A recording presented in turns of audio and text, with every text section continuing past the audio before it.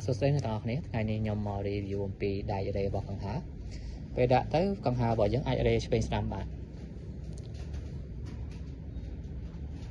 hay đại đề đặc nhom nhom mà review ngày này cứ miền pi bậc hết cứ bay này cứ cầm mỏng màu pi chấn hay mùi này cứ chỉ đại đề vào con há Việt Nam để nhầm đọc trên màu pi con há Việt Nam đại đề đại cầm mỏng pi chấn này miền bay khăn nào 9 cm 9.5 cm ហើយនឹង10 cm សម្រាប់ຂនាតពណ៌វៀតណាមនេះវិញគឺប្រហែលជា 9.25 cm ហើយបើតាមការចាប់អារម្មណ៍របស់ខ្ញុំចំពោះដៃដេដែលកំងពីចិននេះគឺមានលក្ខណៈត្រង់ថាការចោះរុនរបស់វានេះ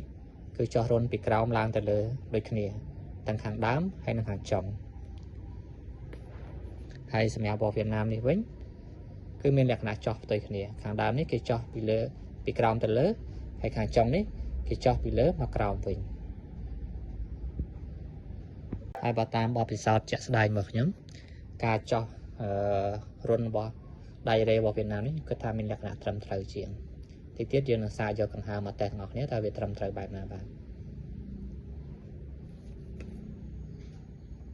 មកឥឡូវយើងសារដាក់ឡមើលសិនហើយនេះជាដៃដែលកំងមកពីប្រទេសចិនខាងដើមរបស់វានេះ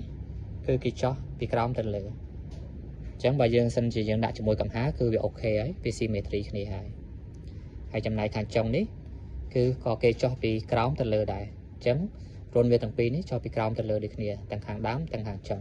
សម្រាប់ខាងចុងនេះឡើងយើងដាក់មើលតើវាចូលគ្នាស៊ីគ្នាក៏អត់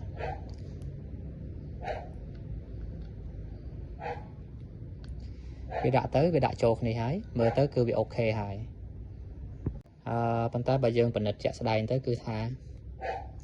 ថ្មិញរបស់វាដែលគេចោះមកហ្នឹងគឺវាឡើងលើអញ្ចឹងពេលដែលយើងដាក់ជាមួយនឹងជើង motor ray របស់យើងពេលដាក់ទៅវាអាចនឹងស៊ីជើង motor ray របស់យើងទៅថ្ងៃក្រោយហើយសារហ៊ុននេះវាគឺវាគៀកគ្នាខ្លាំងពេកហើយអាថ្មិញដែលវាវាយឡើងមកនេះថ្ងៃក្រោយទៅវាអាចធ្វើឲ្យ motor ray របស់យើងវាសឹកឬមកក៏វាបាក់ទៅថ្ងៃក្រោយបាន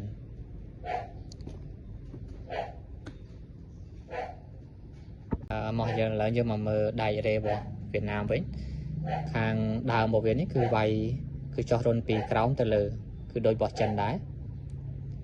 ដាក់ទៅគឺអូខេគឺវាត្រូវហើយសំណែកឲ្យរុនខាងចុងនេះគឺវាយពីលើចុះមកក្រោមវិញអញ្ចឹងពេលដាក់ទៅយើងឃើញថាលក្ខណៈវាគឺរលុងបន្តិចប៉ុន្តែគឺវាល្អត្រង់ថាអាថ្មិញដៃដែលគេវាយចុះមកនេះវាចុះមកក្រោមអញ្ចឹងវាធ្វើឲ្យការស៊ីគ្នារវាង motor ray រវាងជើង motor ray និងដៃហ្នឹងគឺវាល្អយើងប្រើយូរទៅវាអត់ងាយសឹកហើយក៏វាអត់ងាយបាក់ទៅណាដែរ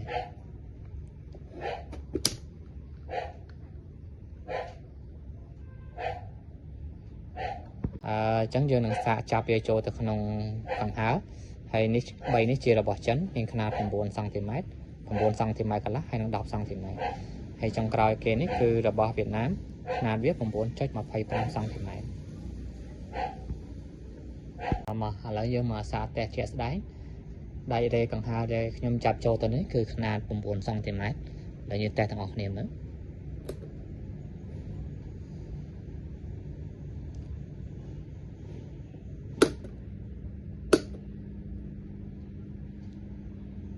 យើងឃើញថាដៃរ៉េខនាត 9 cm នេះគឺវារ៉េមកស្ដាំច្រើនជាងមកឆ្វេងអញ្ចឹងវាស៊ីខាងស្ដាំច្រើនជាង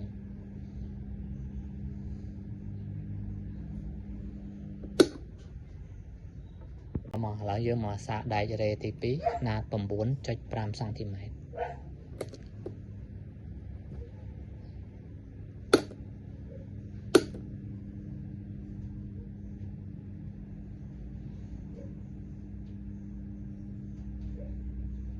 យើងឃើញថាដៃរ៉េនេះទាំងឆ្វេងទៅស្ដាំស៊ីបានមិនល្មមហើយក៏វាមិនទៅឆ្វេងពេកក៏មិនទៅស្ដាំពេកដែរបើតាមមើលទៅគឺវាមុខវាមិនអាចរីកសាយធំបានទេគឺវាវិលបានគៀកនឹងឯង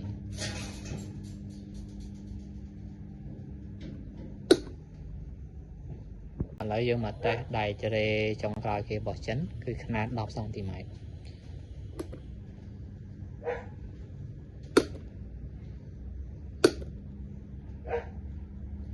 បើតាមមើលលក្ខណៈជាក់ស្ដែងគឺដៃរ៉េខនាត 10 cm នេះគឺស៊ីមកឆ្វេងមែនទែន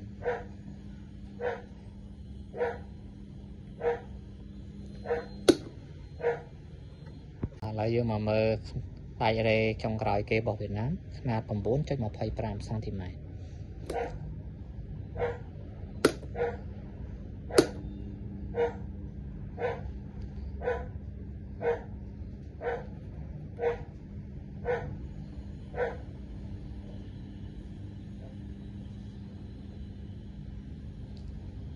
và mơ tam lẹt nạn này cả đấy cứ race một lõ hay cả chết còn mình chơi chia thông vào màn đấy cứ bật năng ai tại tôi giờ bạn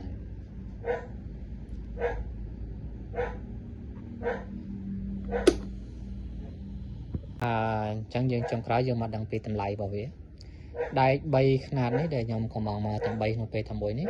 cứ bay nó tại pi tại bay cả thế hay sẽ vào đặt nơi không bật tay chân cứ off hai chân mà đi hay xem đẹp sẽ vào bị chân mà đo phèn này máy cứ off hai chân làm cả tiền chẳng vào một sọp tới tầm lại đại rê bay ní bầu chuột ní bị chân mà đo máy cứ off hai xía pi đợt là